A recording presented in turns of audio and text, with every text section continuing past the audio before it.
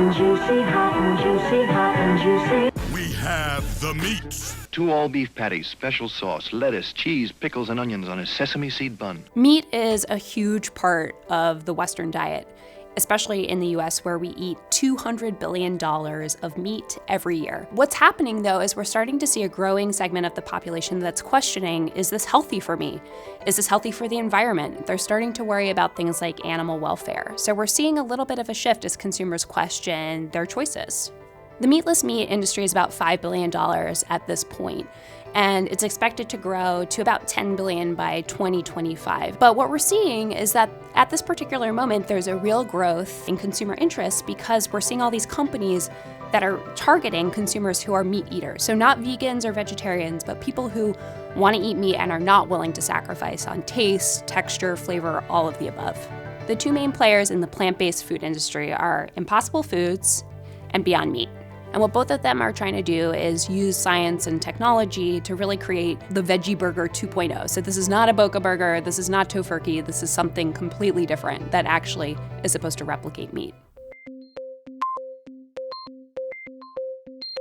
The overarching strategy here is to say, how can we take plant matter and make it taste like meat? Impossible Foods, they are using soy protein, and their secret sauce is something called heme, which is an iron-rich molecule. They say that this is the essence of meat. This is what makes meat taste like the real thing. Beyond Meat, they are using pea protein, and for them, they're using heat and pressure and cooling to basically try to reconfigure plant molecules to make them behave and taste more like meat.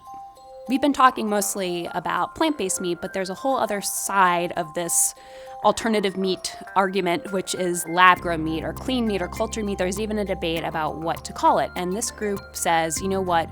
We don't think that plants will ever taste close enough to the real thing. So we think that the alternative is to grow meat from cells. And this is way further off than plant-based meat, which is already on the market. We have yet to actually see a cultured meat or a clean meat close to reaching a consumer.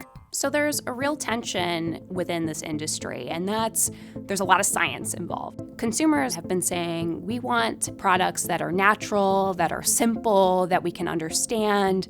We've seen consumers say, I like technology, I like it in every part of my life except for food. We're also seeing that some of these products are priced sort of on the higher end, and I think for them to become more than a novelty, they're gonna have to figure out a way to lower their pricing to be more competitive with ground beef.